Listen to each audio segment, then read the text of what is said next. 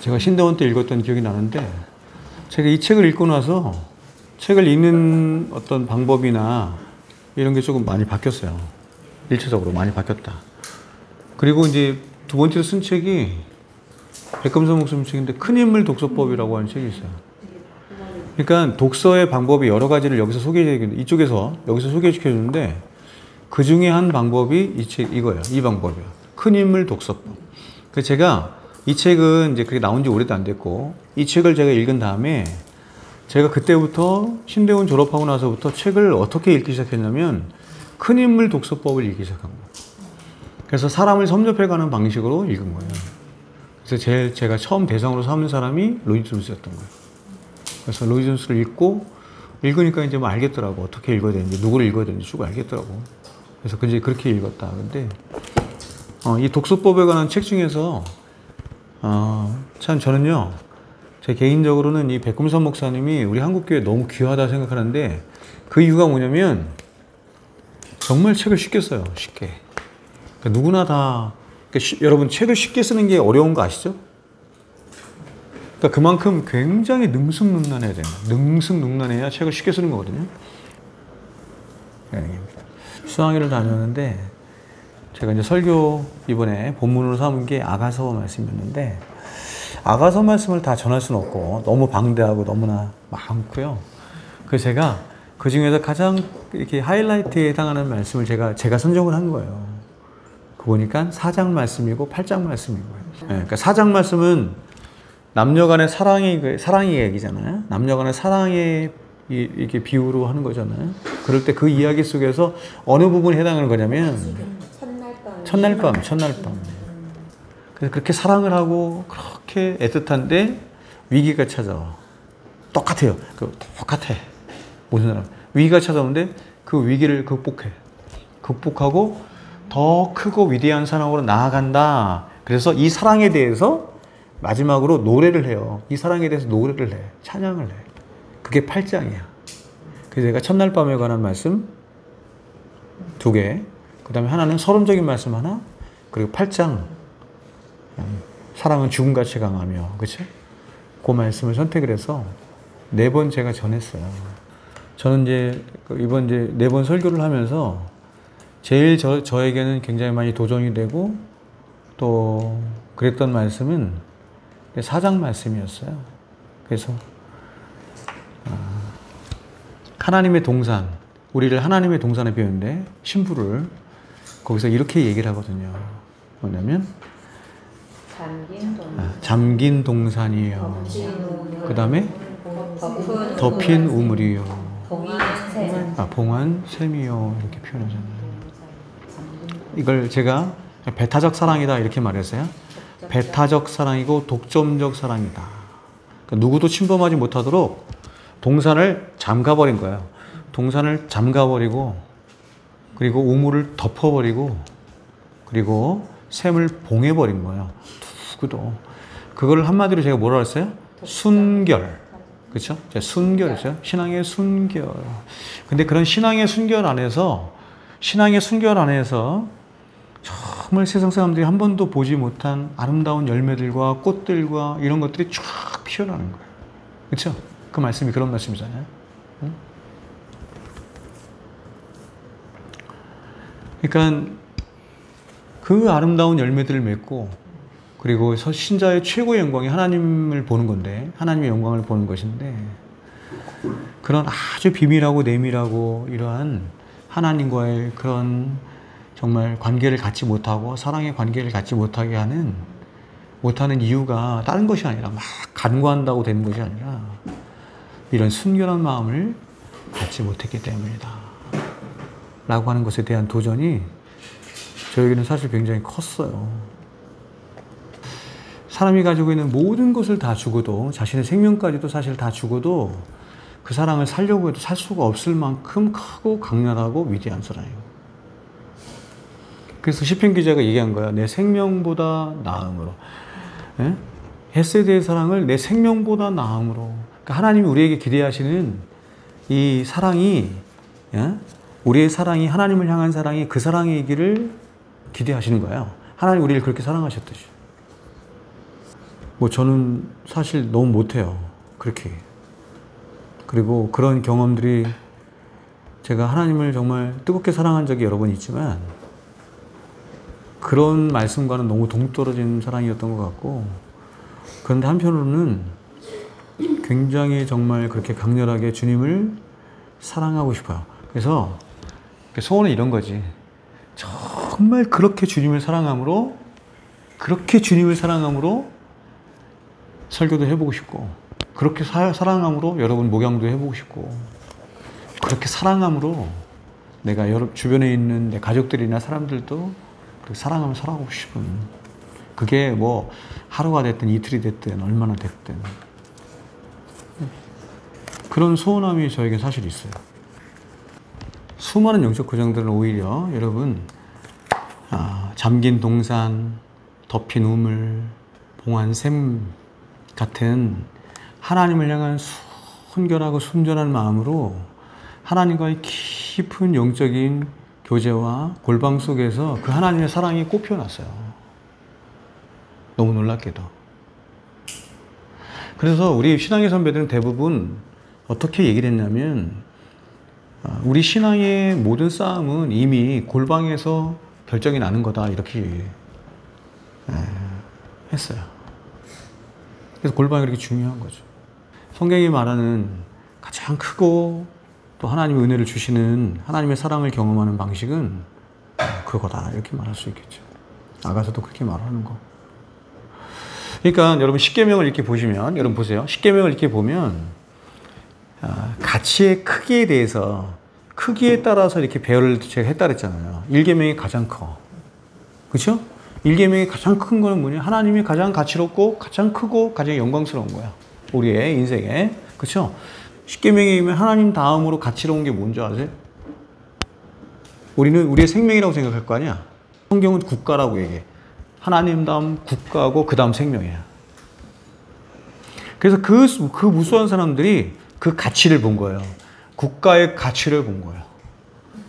그래서 그렇게 독립운동을 하고 국가를 위해서 헌신하고, 근데 그런 국가와는 비교도 할 수 없을 만큼, 그래서 1계명, 2계명, 3계명, 4계명까지가 뭐예요? 하나님이야. 1계명부터 4계명까지가 하나님이고, 그 다음에 5계명이 그 다음이 권위 국가야. 그러니까 비교가 안 되는 거예요. 그러니까 그 무수한 사람들이 사실은 국가의 그런 어떤 영예나 영광 이런 것들을 보고, 그 가치를 보고 그렇게 자신의 생명을 초기같이 버렸지만, 그런 것과 비교할 수 없을 정도로 더 큰 영광을 보았기에 수많은 사람들이 오히려 찬양을 하면서 순교의 현장으로 끌려갔던 것은 아닌가. 간접적으로 경험되는 거죠. 그게 두 번째니까. 그래서 허무하지 않은 것이 무엇인지 좀 알아라. 허무하지 않게 살아가는 하늘 위에서의 삶을 좀 생각해라. 이게 전도서예요. 네? 하늘 아래에서의 삶, 너네들 아무리 수고하고 애써봐야 그게 다 허무하지 않니? 그냥 하늘 위에서의 좀 삶을 생각해라, 이거지. 저기 있습니다. 건강한 교회의 9가지 특징인데요. 회심까지 저희가 했어요. 간단하게 얘기를 하고, 그리고 전도를 들어가도록 하겠습니다. 앞에 못 들으신 분들이 있기 때문에 간단하게 얘기를 하면, 자, 보세요. 건강한 교회의 9가지 특징을 얘기할 때 첫 번째가 강해 설교야. 그러니까 설교 이렇게 말하지 않고 강해 설교 이렇게 얘기하는 거야. 두 번째가 성경 신학이야. 그래서 성경이 무슨 말하는 건지를 가르쳐 줘야 된다는 거야, 교회에서. 그게 성경 신학이다, 이렇게 말하는 거야. 신학도 여러 가지 종류가 있는데 성경이 무슨 책인지에 대해서 가르쳐 주는 게 성경 신학이야. 하나님은 성경을 통해서 우리에게 신앙에 대해서, 기독교에 대해서 다 말씀을 해주는데 성경을 잘 몰라. 성경을 잘 모른다는 건 뭐냐면 사실 이거예요. 하나님이 누구신지 잘 모르고 예수님이 누군지 잘 모르고 우리의 신앙이 기독교 신앙이 뭔지도 잘 모른다는 얘기나 마찬가지야. 여러분, 그러면서 어떻게 신앙생활을 할 수가 있어요? 그게 가능하냐고. 근데 사람들이 열심히 교회 다니고 열심히 어떤 신앙적인 활동들을 한단 말이에요. 그러니까 그게 뭔지, 그걸 뭐라고 정의를 해다나. 그러니까 성경이 보면 그렇게 사람들이 자신의 신앙이라고 얘기하는 것들인데 그 신앙이 아닌 것들이 너무나 많다는 것을 성경이 계속 얘기를 하는 거예요. 그래서 성경신학이 두 번째야. 제가 얘기했죠. 성경신학이 원래는 첫 번째 된다는 거예요. 성경신학은 what이에요. what. 무엇에 관한 얘기고, 그 다음에 강해 설교는 뭐냐면 성경이 이런 거구나. 이런 말씀이에요. 자 보세요. 성경이 하나님의 진리를 담은 말씀이야. 성경이 이런 얘기를 하는 거야. 우리 신앙에 대해서 이런 얘기를 해. 그러면 잘 보세요. 그럼 그 성경에 있는 것을 성도들에게 잘 가르치는 게 교회의 가장 중요한 일이겠죠. 성경이 저와 여러분의 신앙의 유일한 근거야. 성경신학이야. 그게 두 번째야. 그러면 그 성경을 바르게 잘 가르쳐줘야지 신앙생활을 제대로 하지. 그래서 그렇게 how야 그게. 왜냐면 어떻게. 그리고 이 성경을 어떻게 잘 전달해 주지? 하나님이 정하신 방법, 그게 설교라는 거예요. 설교. 근데 성경을 성도들이 가장 바르게 전달해주는 설교가 어떤 설교냐? 강해 설교다 이렇게 얘기하는 거예요. 그래서 어떤 면에서 이분은 이렇게 얘기하는 거예요. 강해 설교가 아닌 건 설교도 아닌 거야 이렇게 얘기하는 거예요.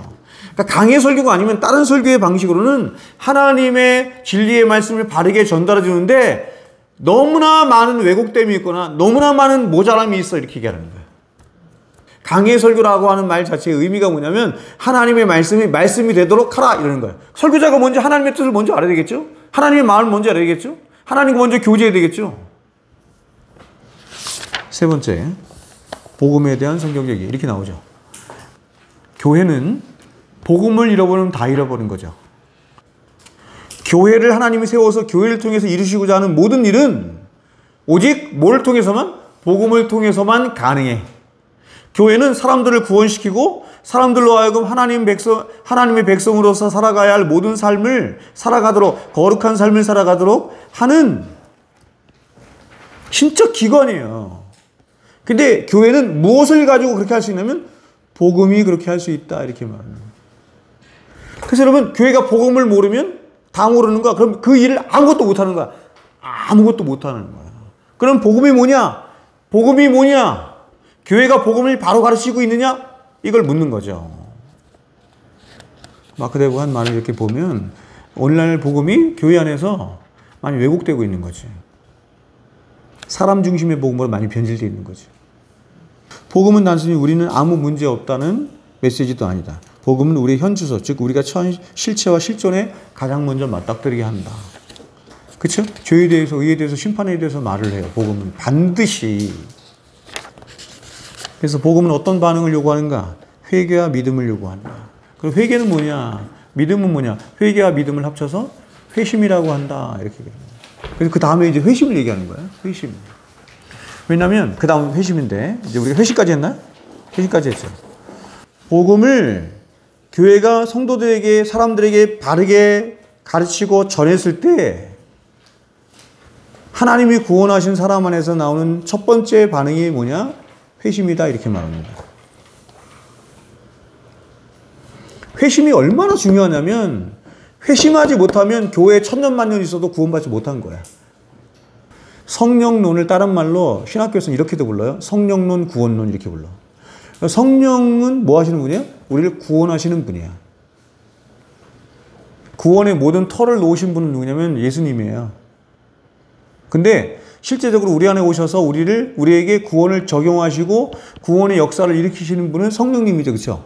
그러면 예수님께서 이루어지는 의를 가지고 우리 안에 오셔서 구원의 역사를 일으켜. 그게 성령님이 하시는 거예요. 사람이 하는 게 아니에요. 이제 다음에 전도 나오겠지만 우리가 백날 전도한다고 해서 성령이 역사 안 하면 한 사람도 구원 못 받아. 그러니까 성령이 하시는 일과 교회가 하는 일에 다른 거야. 성령이 오셔서 일을 하셔야 돼. 그래서 성령이 오셔서 하시는 일이 뭐냐면 사람을 구원케 하는 일인데 그럼 사람을 구원케 하는 첫 번째가 뭐냐? 그게 회심이다 이렇게 하는 거야. 회심. 이 사람 안에서 회심을 일어나는 거 보니까 성령께서 이 사람 안에서 일하셨구나. 이 지금 그러는 거예요. 그래서 여러분 교회 안에서 참된 회심이 일어나지 않으면 교회는 제대로 된 복음을 전하지 않고 있다는 증거인 거야.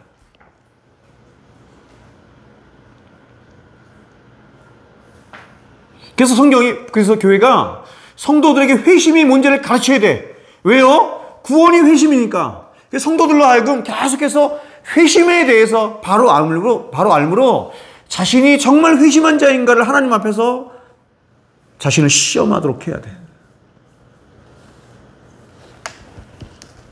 그게 교회가 가진 중요한 책임이라는 겁니다. 그게 건강한 교회라고 얘기를 하는 거예요. 네?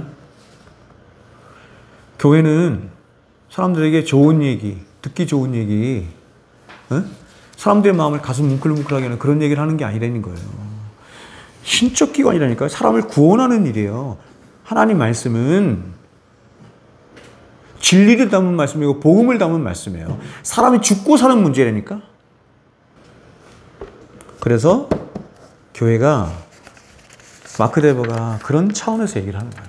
그런 차원에서 설교가 제일 중요한 거야. 하나님 말씀이 생명이기 때문에 설교가 제일 강의 설교를 해야 돼. 딴 설교하면 안 돼. 강의 설교를 해야 돼. 그리고 복음을 전해야 돼. 복음이 사람이 죽고 사는 문제거든. 그리고 그 복음에 대한 반응이 생명의 반응이 회심이기 때문에 사람들에게 회심을 바르게 잘 가르쳐야 돼. 이렇게 얘기를 하는 거예요. 자, 네 번째 보겠습니다. 전도. 너무너무 중요하죠. 전도 너무 중요하죠.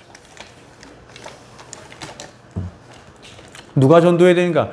어떤 사람들이 이렇게 얘기하는 사람도 있더라고. 전도 은사. 여러분, 전도가 은사예요? 여러분, 전도가 은사예요? 아니에요, 여러분. 지상 명령이라며. 진짜 부흥은요, 그리고 진짜 복음 전파는 어떻게 이루어져야 되는가냐면, 한 사람의 이 영혼 안에서 심령의 부흥이 일어나야 그게 이렇게 차고 넘치고 흘러서 자연스럽게 내가 이 복음을 전하지 않으면 화가 있을 것 같은 생각이 드는 거야. 그 정도로. 그래서 사도 바울이 얘기하죠. 때를 얻든지 못 얻든지 너는 뭐 하라? 복음을 전파하라. 이 전도지.